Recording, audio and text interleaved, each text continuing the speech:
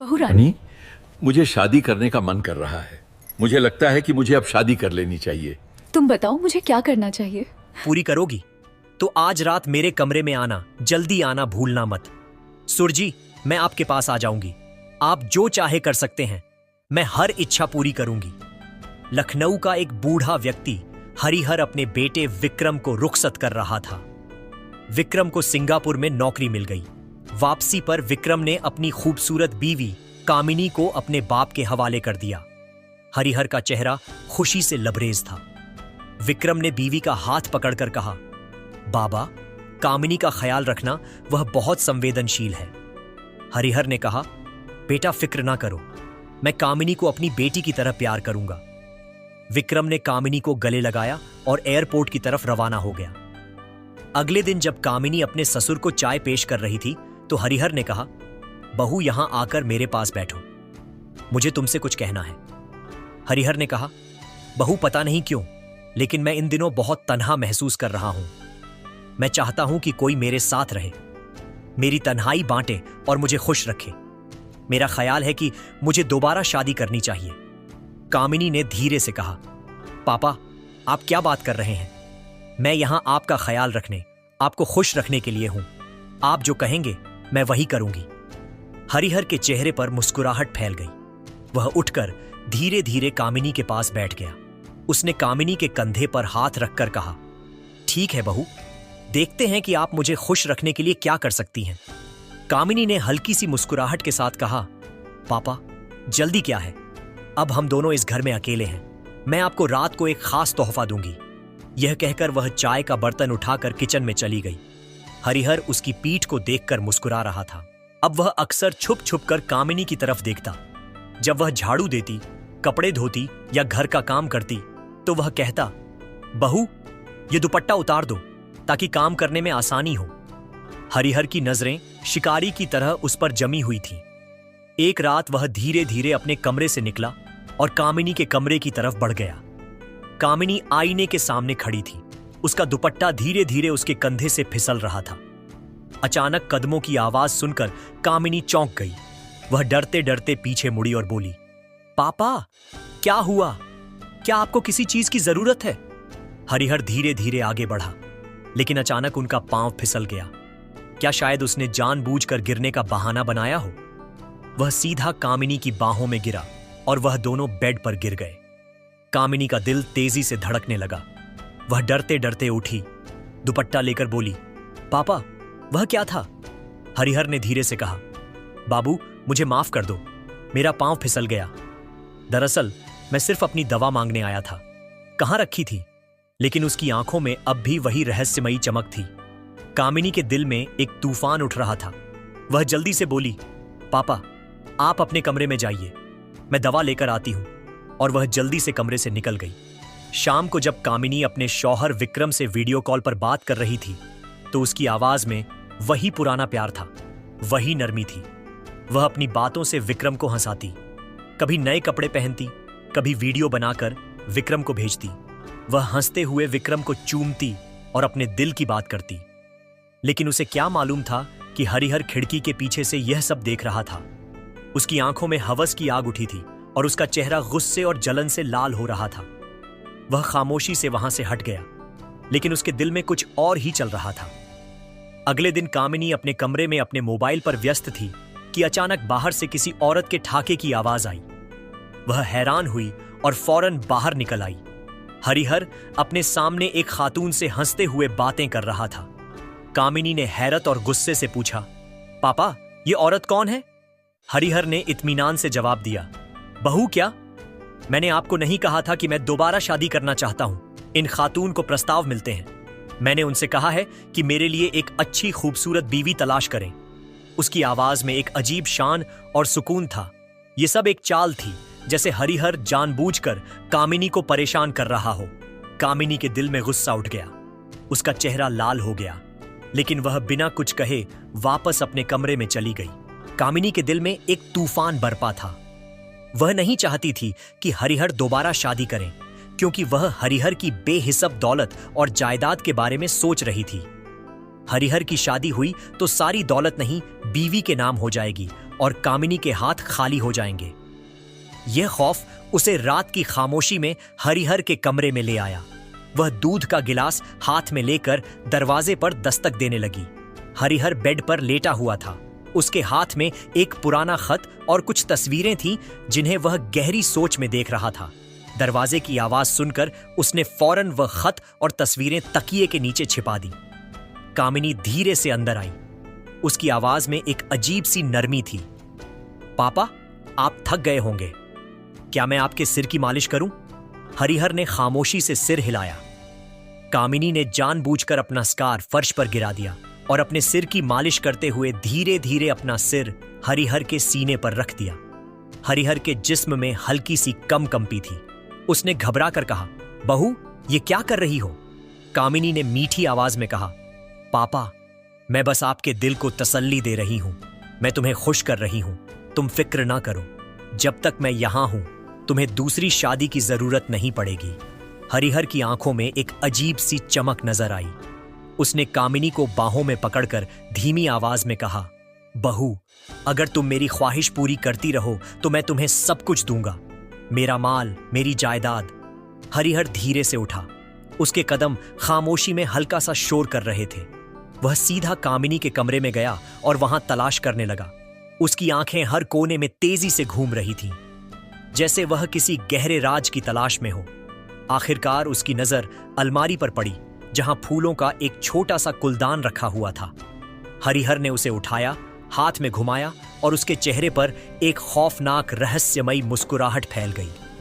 वह खामोशी से वापस अपने कमरे में चला गया और बिस्तर पर लेट गया, जैसे उसे कोई बड़ा राज मिल गया हो। सारा दिन कामिनी हरिहर को हंसाने की कोशिश करती।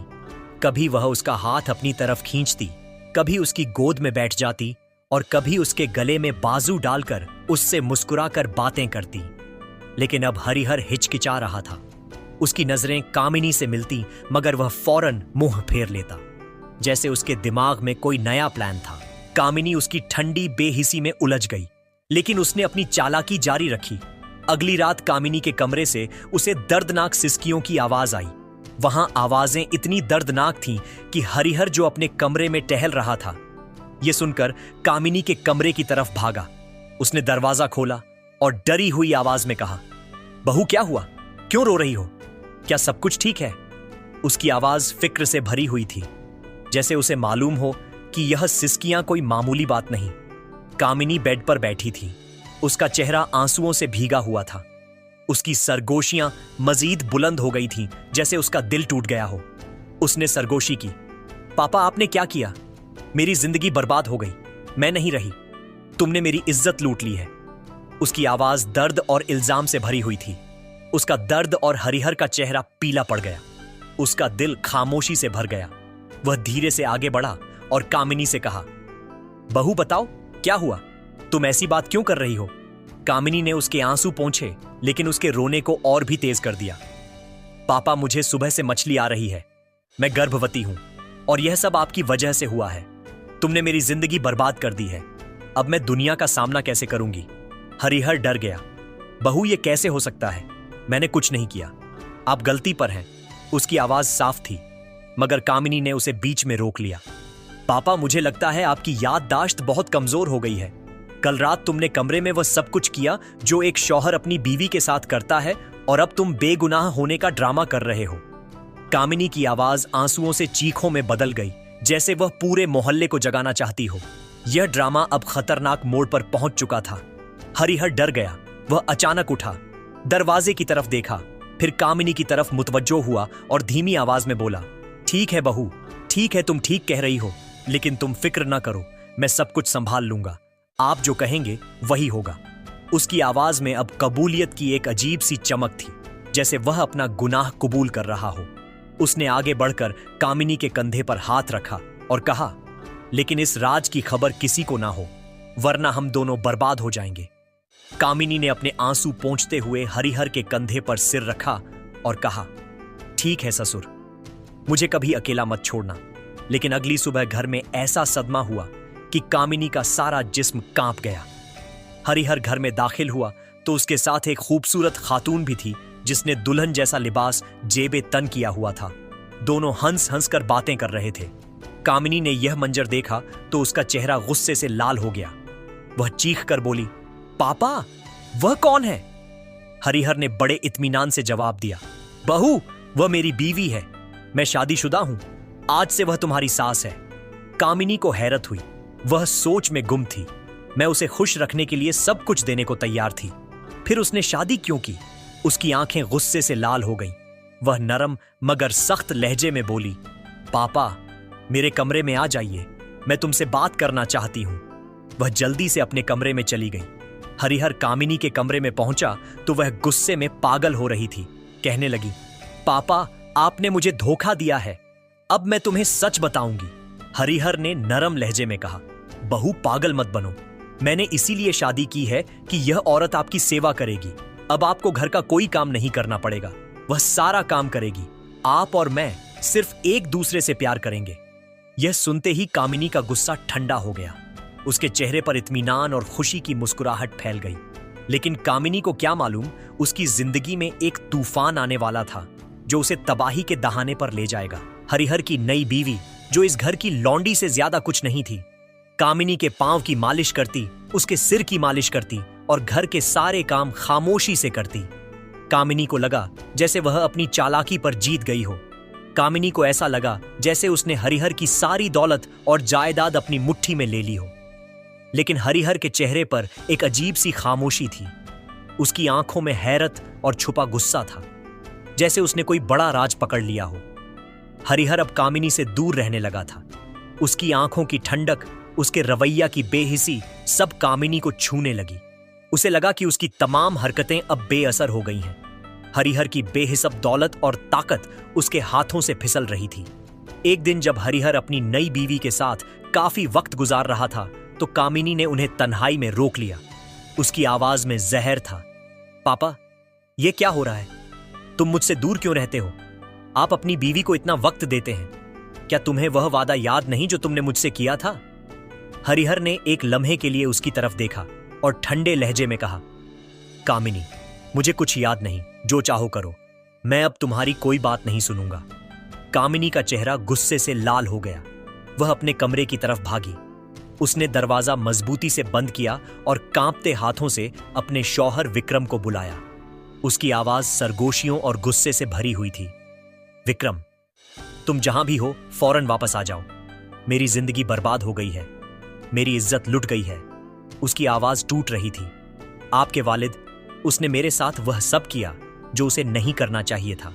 उसने मुझे कबूल कर लिया।